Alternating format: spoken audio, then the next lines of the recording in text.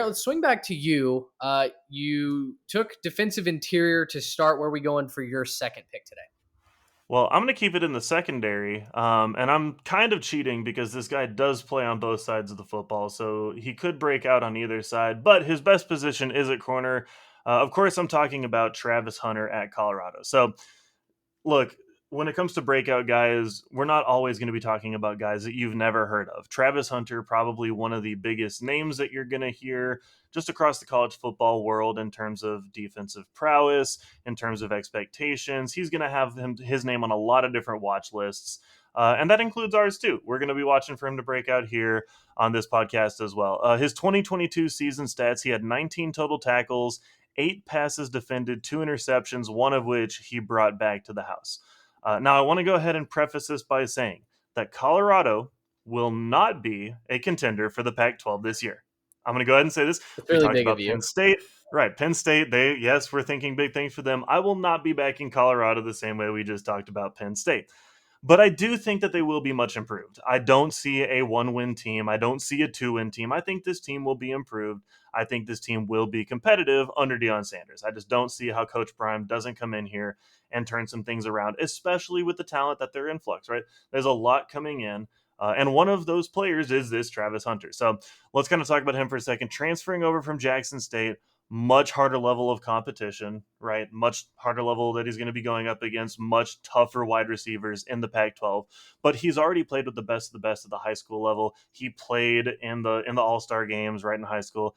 He's got all the freakish tools that you could need to succeed at the Power 5 level. Nobody's questioning ability. Nobody thinks that, he just went to Jackson State because he couldn't pull a Power 5 offer. We all know that that's not true, famously flipping from Florida State at the last second to Jackson State to play with Dion. And look, he's also getting coached by Deion Sanders, probably the best corner of all time. Right? It's tough to find a better corner that's ever played the game of football. Dion did it as good as anyone else, if not better than the rest. And he's going to get to see him in practice every single day. He's going to get to find those nuances, kind of pick his brain on how to do the little things right. And he has all the tools to do all of those things correctly. So when you combine all of this together with what I think is obviously, we just talked about it, a pass happy conference out there in the Pac 12, I think he's going to get plenty of opportunities to rack up the stats. And I think he could be a guy that you are very quickly saying, I don't want to pass the ball to that side of the field. Um, he'll probably end up playing 2 ways at Colorado. He will probably end up playing wide receiver, although a lot of people are saying that there's a decent chance that he ends up spending most of the time at corner just because of how raw he is at the wide receiver position and how there's some of the skills that are still waiting to come along. But if he is playing 2 ways, if he's truly going to go 2 ways, he gets to see the ball from both sides of the field. And I think that's going to be an advantage to him being able to say, okay, well, if I'm learning how to be a good wide receiver in college, I'm going to learn the ways to manipulate a defensive back. That means that he's going to get to know those tricks, know how that looks, and also be able to work that from the other side as well. I think he's going to get the most information that you can possibly get at the college level on how to be a good corner. When you pair that with his talent level, it's going to go through the roof. Now, talking about Colorado specifically, because I do think your opportunity has a lot to do with your situation. Clearly he's going to start. That's not a question. He's clearly cornerback one, day one, no issues there. But on that defense is going to have some problems. There's going to be some issues on that defense, specifically in the run game. But I think their cornerbacks 1 and 2, when they match Travis Hunter with Kermani McLean, the 5-star freshman, I think they're going to have a good pair of cornerbacks. And I think that that'll be a thing that a lot of teams won't want to do is go straight after the corners. Let's pass the ball down the field. Let's attack the safeties over the top. But they're not going to try for the one-on-one stuff on the edge too much with them. I think you combine that opportunity with the fact that that there's going to be some easier games to start the year. I know it's a little bit of a tough schedule there in the middle. I think weeks 4 and 5 they go to Autzen Stadium to play Oregon, and then they play USC at home. That's going to be a tough 4 and 5. But those first couple games, there's some real opportunities to set the tone that he is a serious player, that he can compete at the Power 5 level, and I think that he will be able to set the tone and let some of those teams know pretty early on. Hey, I don't want to go play you. I don't want to throw at you. I'm going to try the other kid, Kermani McLean, or I'm going to try to go over the top. I don't think that he's gonna be the weak point on this defense, and I think he could end up making a whole lot of big plays on the defensive side for the Colorado Buffaloes. Garrett, you might have looked into this more than me. Do you think that he'll be given a lot of opportunities to return kicks too? He'll probably return kicks for them as well. I was reading, gosh, I can't remember who, but it was one of the sort of local blogs for the Colorado Buffaloes, and man, I gotta say, like they were talking about him doing just about everything. Defensive coach said, I think he's quoted as saying in one of his press conferences, "There's nothing this kid can't do." Obviously, from the offensive side, they have been talking about the athleticism a lot, and saying that it's going to take learning the nuances of the position, polishing his route running and things like that to be a difference maker over there. But kick returning is definitely something that's in the cards for him. I would expect him to probably return some kicks, especially if his role on the offense diminishes through the year. I think the more that he plays on offense, the more he's kind of an every down wide receiver. And then when they get off the field, he has to turn right back around and be an every down corner. I could see them giving him some plays off there. But if he doesn't play that much as a receiver, I think he'll return kicks for sure. Yeah, I don't see how on earth he's going to be able to be a full-time two-way guy at the Power 5 level. I mean, let's be honest. Like he's going to get run ragged because if he is out there a lot at wide receiver, then as the offensive coordinator, I am targeting him, especially in the second half, Absolutely. right? Sure. Hey, run that 9 route. Let's see what Travis can do to keep up. But, running. he's driving a Ferrari out in the streets, but I don't think he can, run with the horses that will have fresh legs in the second half. So they're going to have to be very careful with how they manage that talent.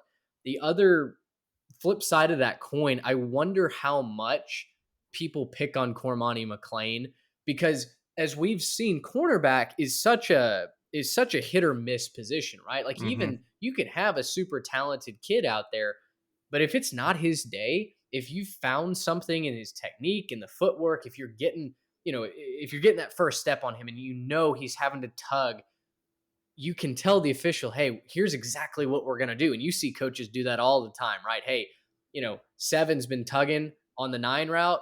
We're about to run a 9 route. Watch for that tug. Hmm. And then you start getting flags. So I'm curious to see what that dynamic is. Two uber talented cornerbacks, but also two very young cornerbacks. Travis Hunter has a skin on the wall from that first year at Jackson State where he was all world.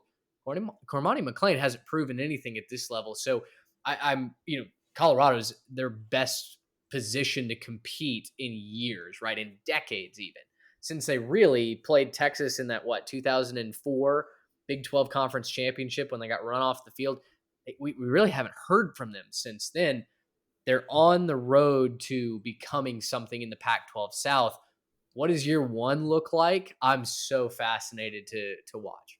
Yeah. Right. Well, and the big thing there is I don't think that they're going to be without their flaws. Obviously young, obviously Right. talented, but I just think there's so many other issues with Colorado's defense right now that I don't think that I don't know why an offensive coordinator would come into the game and say, "Hey, let's go test the 5-star corner," and we can say, "Hey, they can't stop the run They can't. with 8 men in Yeah. the box," Yeah. right? That's a if great they, if point. they load up the box, we're still going to run the ball. So I don't know why you wouldn't come in as a run first, maybe hit some deep shots to keep them honest, but let's score some points, get a lead, and get out of Colorado, right? I don't think there's a whole lot there, and also playing at altitude, a lot of teams aren't going to want to run that kind of offense either.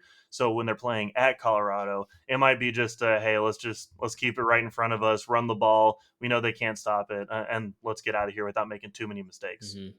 Well, Colorado, Gary, that's a great point because this team has so many weaknesses that are not Mhm. being talked about because they've got all the flashy skill positions, right? They steal a guy like Adam Hopkins away from Auburn, a coveted 4-star wide receiver. Obviously, we've talked about what they've done with McClain, with Travis Hunter.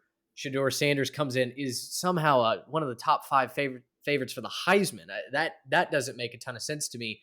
Nope. What folks are ignoring, whether willfully or not, because they want to get headlines and get you to click, Colorado's got zero trench presence, offensive or defensive line. They've done nothing in the Yep. recruiting space. They brought in some transfers, but you look at some of these guys, and there's kind of a reason why they're transferring out of their old school. So I just don't feel good enough about Colorado's trench presence to one, support a Heisman campaign for Shador Sanders, two, to give those talented cornerbacks kind of that pass rush that they're going to need to survive on a play in, play out basis. So, because of that, I think there are going to be some struggles, but we're going to get to see Travis Hunter shine and really be put to the test this year. All right, I'm going to put y'all on the spot. Current FanDuel line, not a sponsor, could be. Over under 4.5 for Colorado. Without having their schedule in front of me. So I have the schedule pulled up. They start the year at TCU, which is turning over a lot of talent. I know that they just went to national championship game. They're turning over a lot of talent. Then they play Nebraska in Colorado, Colorado State, at Oregon, USC, at Arizona State, Stanford before their bye week. They do UCLA, Oregon State, Arizona, Washington State, and then Utah. I'm inclined to go under, but I think I think 4 is probably my number because I do think that there are some wins to be had at the beginning of that schedule. I'm looking at TCU as well. I don't know that TCU bounces back as much as they did last year, they have so many pieces that they're losing that were so pivotal to that team. I just don't know how you could perform at that same level. And, first game, maybe overlooking it, a little rusty. You never know how things work out. Nebraska is certainly not a definite loss for me. I think that they could go beat Nebraska. We know Matt Rule likes to tear it down and, not have a very good team year one. So it could be a not very competitive Nebraska. And then you got Colorado State, who I think they can beat. So 2-1, 3-0 could be possible going into a couple games that they're going to lose, but then you just got to find a couple more. I think 4 is probably the number for me, but 5 is on the table. I don't think they're making a bowl game though, if that's what anyone would suggest. Yeah, I'm gonna go under as well. I just to have a one season. They won one game last year, right? And they got lucky in that one game. So they did. That's a 4-game jump is gargantuan for any team. Mm-hmm. I don't know that I love predicting with so much unpredictability on that roster. I don't know that I like predicting upset after upset, so I'll take the under. And I think we would all love to watch Colorado go and be really, really successful just because that would be a lot of fun to watch it, mix it up in the Pac-12. Kind of like how last year's TCU team came out of nowhere, right? I'm not suggesting national championship, but I think it would be a lot of fun for Colorado to come out and be competitive. Like if we're looking up at an 8-win Colorado team next year, I think we're talking about a really, really fun college football season. Yeah, I can agree with that. I can get on board with that. Gracious, how about that?